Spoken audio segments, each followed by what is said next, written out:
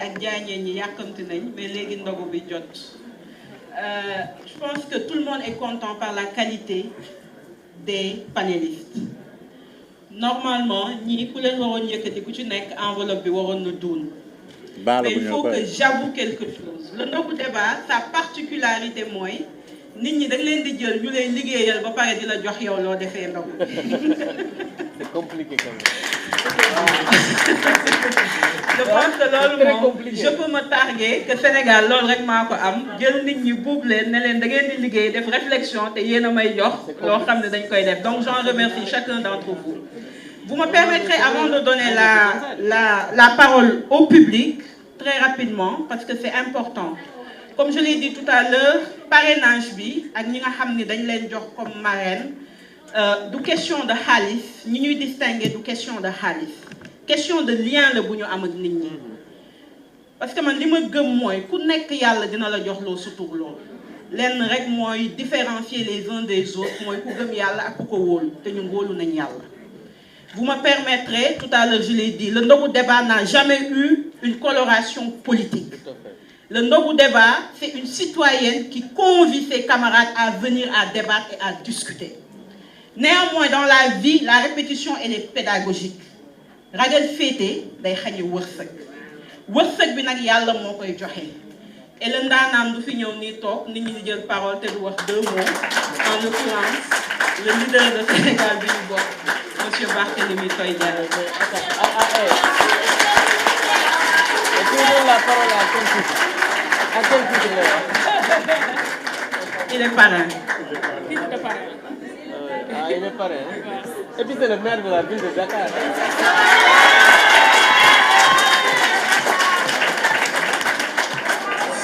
Moi, en tout cas, c'est lui que je reconnais comme maire. Bon, c'est lui comme mon maire. Elle m'a pris au dépourvu, parce que je n'étais pas supposé intervenir. Mais Aïda, te féliciter chaleureusement pour cette belle initiative qui est à sa énième édition. Féliciter aussi les panélistes, que certains je les connais personnellement, d'autres je les suis, et je vous encourage tous. Et mon ami, surtout le député honorable Abdoul Barou, avec qui j'ai eu le privilège d'être un parlementaire, Pierre Amelba, avec qui je partage beaucoup de choses. Sénégal Bénibok, voilà. Donc, son discours est un discours du style de Sénégal Bénibok. Monsieur Alioune Tine, qui est une référence nationale pour nous tous, parce que nous avons porté beaucoup de combats ensemble. Et il est toujours là encore, toujours debout. En rentrant dans la salle tout de suite, je salue M. Diop. Et je lui disais que j'étais un grand fan de vous, je vous suivais. Et je vous encourage, parce que ce pays a besoin de gens qui doivent parler pour les sans-voix. Voilà. Et je reste convaincu que ce pays a encore de beaux jours devant encore. Et ce n'est qu'une question de temps.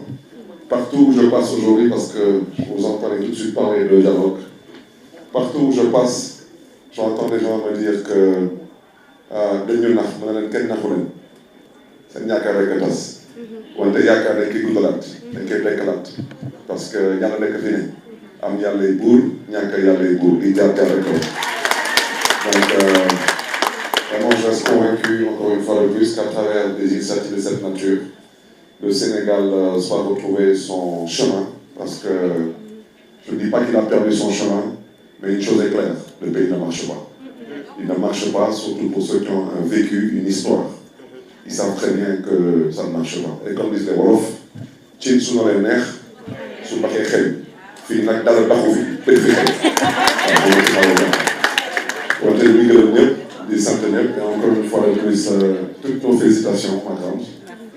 Je te souhaite bon vent.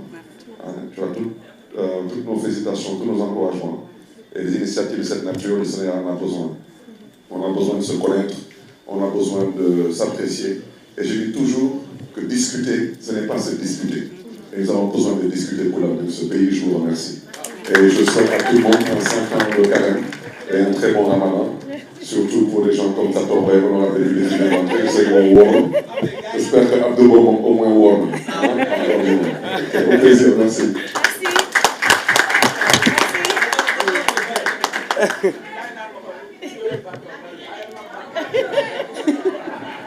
Merci monsieur le maire. Donc je vais juste faire une proposition, s'il vous plaît. Ndogobi, je pense que c'est dans 40 minutes. Nous allons prendre, c'est les intervenants, et après, nous couper Ndogobi, nous après RER. Parce que, Abdou, quand je parle, tu m'écoutes. En tant que militant des droits des femmes, les hommes ont souvent tendance à nous couper quand on prend la parole. Donc, je voulais vous demander que nous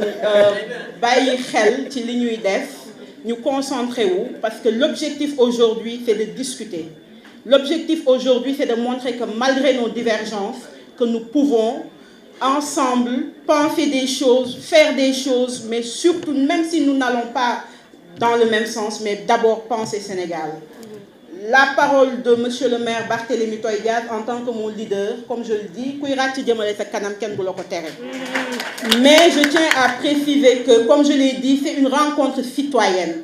Il a donné sa contribution. Il y a Nafi Thiam du Pastef, même mes pistes de me menacer. Nafi, tu vas prendre la parole. Donc, je donne la parole à tonton Alioune Tine pour que les intervenants et les intervenantes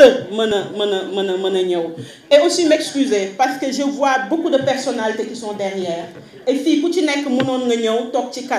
et vous remercier de votre humilité parce que quel ne Aïda tek ma ci kanam ku ci nek da ngay ñew rek tok boko mëne bëggé sax ne ko ñewal ci kanam mu bañ. Donc je vous remercie véritablement pour sens ouverture bob et de la compréhension parce que peut-être que j'en suis l'initiatrice mais depuis 7 ans 8 ans yéna japp ci ndogu bi pour mu jaar yoon. Tonton Thierno maa ngi lay seen Aram Cissé maa ngi lay nuyu. Ana Elimane Elimane no bada jërëjëf waaw kon ma jox la kàddu gi nga une délégation.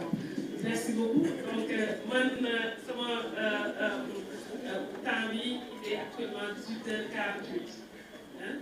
Donc on a 10 sur la liste donc ku ci nekk jox naa ko 2 minutes démocratiquement dama ne démocratiquement 2 minutes maximum. On commence par Thierno Diop et Ansou Sané se prépare. Est-ce qu'il y a un micro balade de fond? Thierno Diop dafa naa mën a ci kanam. Thierno Diop daal Thierno mu ne nii ok Ansou Sané se prépare.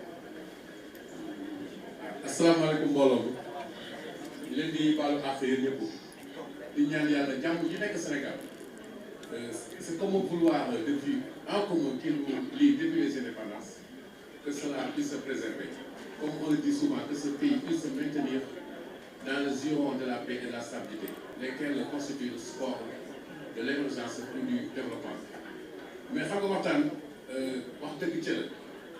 Moi, je crois que quelqu'un a parlé de polarisation du débat politique. Je crois que cela cause tous les problèmes auxquels nous sommes confrontés depuis les indépendances. Quand bien même, nous n'avons jamais connu de parti unique. Même en temps supposé de parti unique, on disait parti unique de fait, parce qu'il y avait une relative démocratie, des poches en tout cas de démocratisation au Sénégal. N'est-ce pas? Donc je veux dire que durant ces dernières années, surtout au lendemain de l'accession de Macky Sall,